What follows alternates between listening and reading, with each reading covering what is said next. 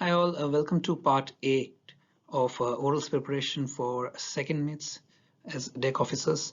I hope you have been watching the previous 7 parts. If not, then the links to those videos are in the description section below. Please make sure you watch all the videos because in each of these videos I take up a set of 5 to 6 different type of questions which you may not normally think of but may be asked of you in the oral examination. So if you know the answers, that's fantastic. If you don't know, you learn something, and if you know more than me, then just put it in the comment section and I'll be happy to learn something from you. Maybe I might miss out something while speaking about the answer, so feel free to comment if you think I've missed something. It's the whole point of making these videos is that we can all learn from each other, and it helps you to prepare for your oral examination so that you go and pass the examination.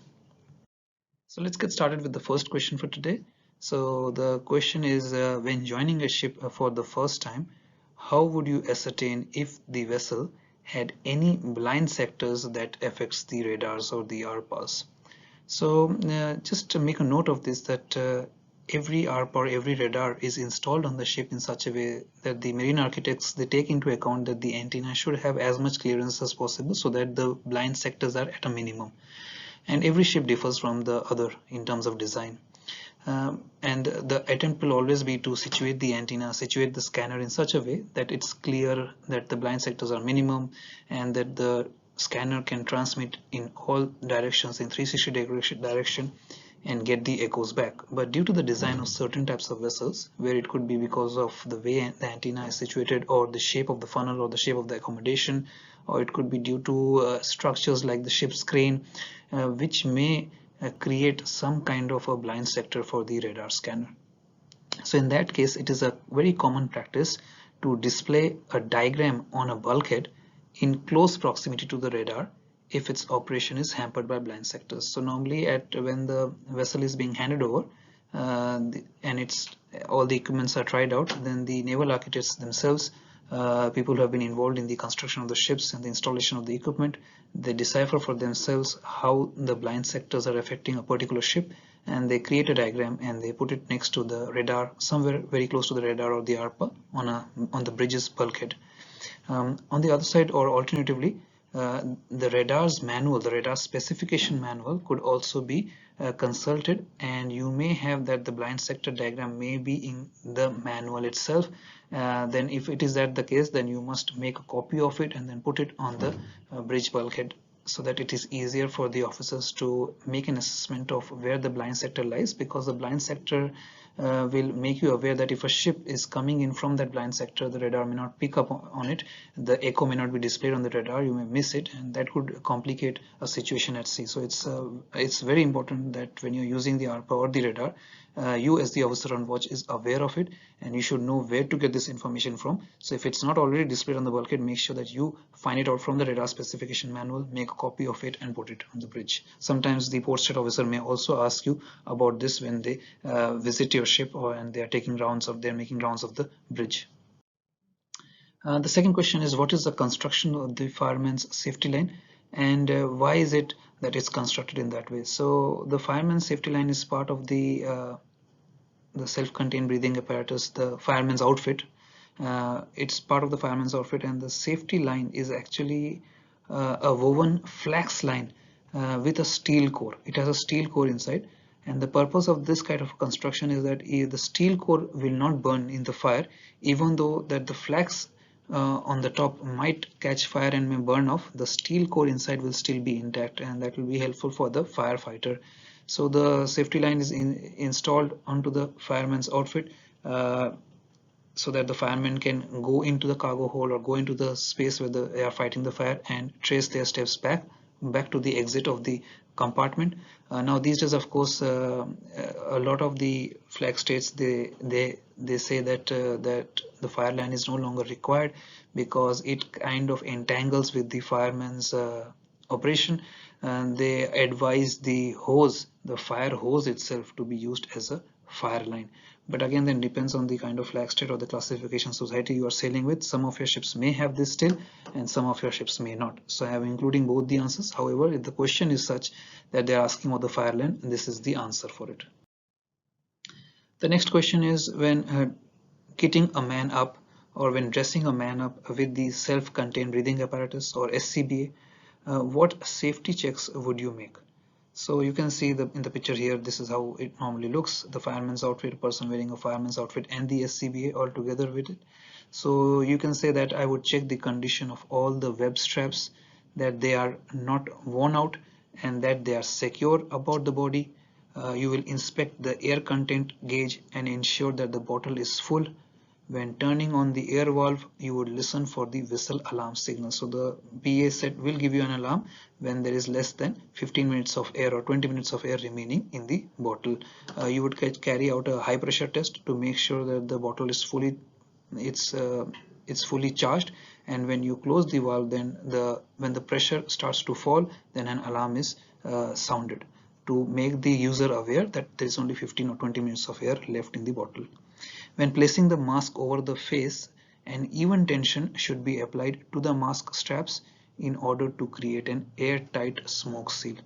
Now this would be subsequently checked by shutting the air valve so that the wearer would experience the mask crushing onto the face. So it's like a vacuum. It creates a partial vacuum. It sucks onto the face and there is no leak of air. So when you know that it's sucking on and you cannot breathe, you know that the mask is tight. So what do you normally do is you wear the mask with the air bottle open, with the valve open, and then when you have secured the mask, you shut the air valve completely. So the remaining air is breathed in by the wearer.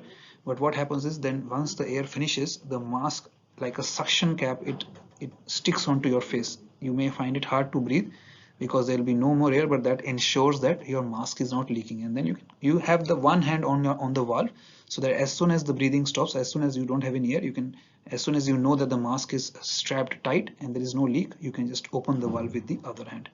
So you ensure that there is a seal. So you would then open the valve to allow the wearer to breathe on demand. Finally, communication with the wearer and the control position would be checked to ensure a safe entry. And you should note that breathing apparatus use is covered by a checklist and permit to work system. Whenever donning the breathing apparatus, the checklist and the permit to work should be adhered to and completed. The next question is, how would you check the performance of the radar on the navigation bridge? So most of the, not most, but all of the radars and ARPAs, they have a provision provided where it is called the performance monitor. So it's a control provided on the ARPA or the radar. It's called the performance monitor, and normally it's fitted on most of the radars in ARPA. I have not sailed in any ships where it was not fitted, but I don't know, maybe you might sail on some ships where it is not fitted. But if it is fitted, just activate the control and you will see once activated, the range of the plume could be compared with what you have in your radar specification manual. So based on what you have, the kind of radar, the maker of radar and ARPA that you have, they will have their own manuals. So when you press the performance monitor, the ARPA generates a plume, and that plume should be compared, or the length of the plume should be compared with the radar specification manual. These days, new radars and ARPAs are also fitted with a self-test control to meet instrument specifications. So make sure you read up the manual, and in the manual there will be a self-test mechanism or a performance monitor that will be provided and they will describe how you can go about ensuring that your radar is performing to the performance standards as described by the manual. The next question is, what is a Mason's hygrometer and what is it used for? So you must, if you have been sailing on ships, you must have seen a Mason's hygrometer. I'm sure it's not nothing new for you. They are normally placed on the bridge wing, on one side of the bridge wing, and they are provided with the dry and the wet bulb temperatures.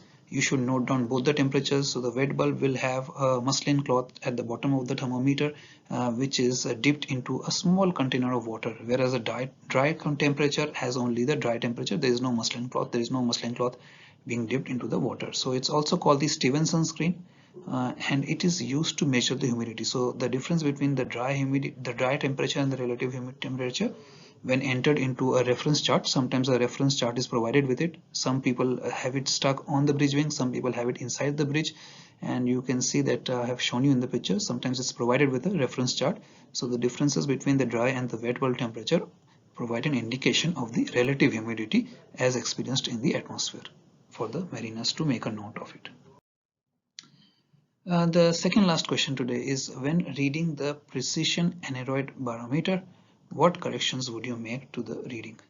So the barometer is used to check the pressure, the atmospheric pressure on the ship. It is normally located inside the bridge, and it is supplied with a calibration correction card, which allows for a correction to be added to the reading to adjust to mean sea level. So basically the pressure that you want should be the pressure at the mean sea level, but you are not standing on the sea when you are sailing on the ship. You are actually on the bridge, which is at a height from the sea.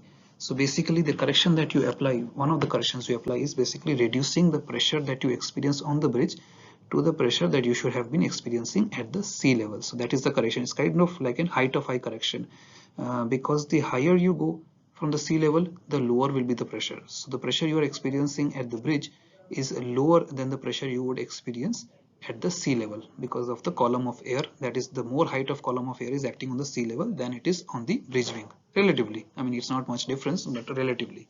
So that is one of the corrections. The other correction that you also have is of course the air temperature correction, because the pressure also varies with the air temperature. So you will also apply the air temperature correction. Sometimes in some aneroid barometers, after the calibration checks have been carried out, the makers or the manufacturers, they also provide you with a, like I said, a calibration correction card. Sometimes the correction called the index error correction is also mentioned in it. It's a very low value, but sometimes they want you to apply to that barometric pressure to make sure that you apply those corrections to the barometric pressure to get the correct reading. So the barometric pressure is provided in millibars as well as hectopascals in most of the aneroid barometers, so you should be able to get the reading in both the units. Finally, the last question for today is, what information can you obtain from a barograph? So the barograph, actually what you see in the picture, it provides the barometric tendency measured over the last 3 hours.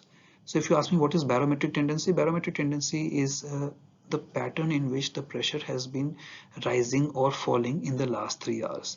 So it's the tendency of the pressure. So basically you are seeing the pattern in the pressure, the atmospheric pressure again, and it's makes a pattern on whether the pressure has been rising in the last 3 hours or falling in the last 3 hours, because this information is very useful for mariners, because a change in the pressure or a sudden steep rise in the pressure or a sudden steep fall in the pressure can provide indications of the weather that you may be experience or may experience during the passage. So normally low pressures, if you have TRSs around or you have tropical storms or hurricanes around, you may suddenly experience a sudden drop in the pressure, and that provides an indication that you are closing onto the TRS of the hurricane system.